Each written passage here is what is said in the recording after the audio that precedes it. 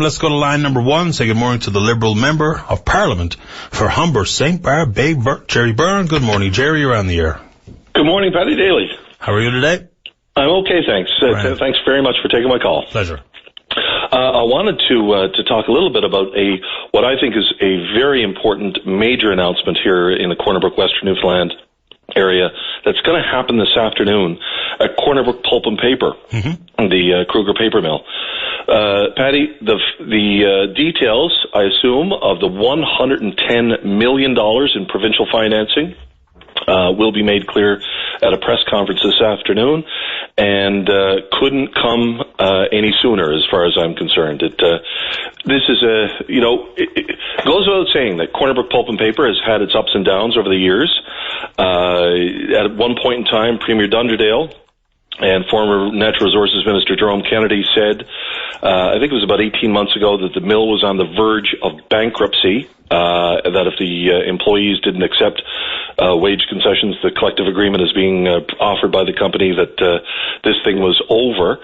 Well, now we've moved to a new phase where the provincial government is offering $110 million in financing for the company. So it's a pretty big piece of business. It is a huge piece of business. People will point to it, Gerry, and say it is Band-Aid solutions that's costing taxpayers across the province, not just in that region. And whether or not there's long-term hope for that company is something that is not duly considered in this expenditure. What do you say to that?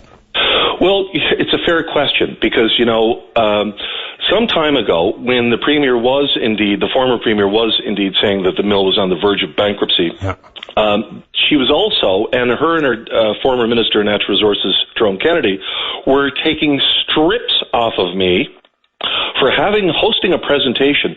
I actually hired some consultants to do an economic analysis of the mill, a very detailed economic analysis from a company that only analyzes the pulp and paper industry. And what they concluded, and what I presented in public, was that Corner Brook Pulp and Paper, our last remaining paper mill, is the most viable newsprint mill in all of North America. Now, a lot of that is due in part because attributable to the power resources from Deer Lake Power. The mill basically gets next to zero-cost electricity, which is unheard of in the paper industry, which really keeps it competitive. But on that backdrop, the provincial government was saying themselves that this mill was on the verge of bankruptcy. I presented a counter view, which actually said, no, this mill is quite viable. This mill actually will be in place when the last newsprint mill shuts down. It will be Corner Brook Pulp and Paper. But if that's the case, why do they need anyone else's support if they have that business model and long-term hopes? I mean, and that's the question, isn't it? And this came very clear from the economic analysis. The mill itself is in rough shape. It is. There has been next to no capital investment, relatively speaking. There's been some good investment in some environmental remediation, some effluent tanks, holding tanks to be able to solve the effluent problem. There's been some expansion, some upgrades to the TMP plant, the thermomechanical pulping plant. There's been some improvements, but Paddy, the mill is falling apart. And now we're going to get to where I really wanted to talk about in terms of what is this $110 million going to be used for? There is a rumor on the street that says that most of the $110 million is not going to go into capital refurbishment of the mill. Most of the money is actually just going to go and transfer the debt from the Bank of Nova Scotia and the other chartered banks that currently hold most of the debt of Corner Brook Pulp and Paper, and simply transfer it to the provincial government. That's not a revitalization plan. No. That's called the last will and testament. Well, absolutely, and that's where we have no need to be involved in private sector business and ever get involved in supporting that initiative.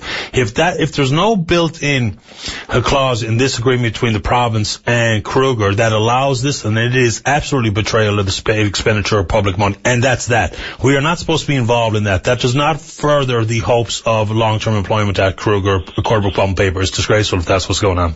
Well, I think we're going to disagree a little bit on that in the sense that, I make the case that if the mill had some upgrades through a loan, no different than other businesses might be able to receive, if they had good, strong capital reinvestment back into the mill, that loan would be secure and that money would be repaid. And I think, quite frankly, it would be my position that's a good use of public resources, because I can guarantee you we'd get that money back.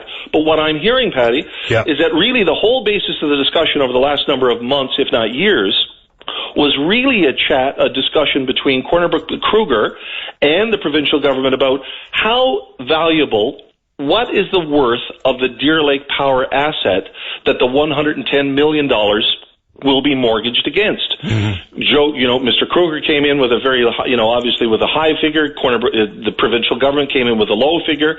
They've been negotiating ever since, because what really this is all about, if this is simply a transfer of loans from the Bank of Nova Scotia over to the people of Newfoundland and Labrador with very little money actually going into the mill itself, we got a problem, because really all they've been negotiating about for the past several months is when this thing goes bankrupt, when we have to expropriate Deer Lake Power, what's it going to be worth, and how much of the $110 million can we draw down on it to actually recoup that expropriation fee. My biggest concern here is, I think that this mill has a long-term viability. I've proven that. But I also want to know, the second, another big question that I hope gets answered during the press conference is the pensioners.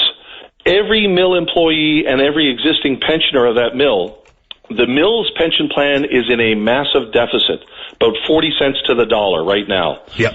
Will this pension liability be secured through the actions, through the result of this $110 million revitalization plan?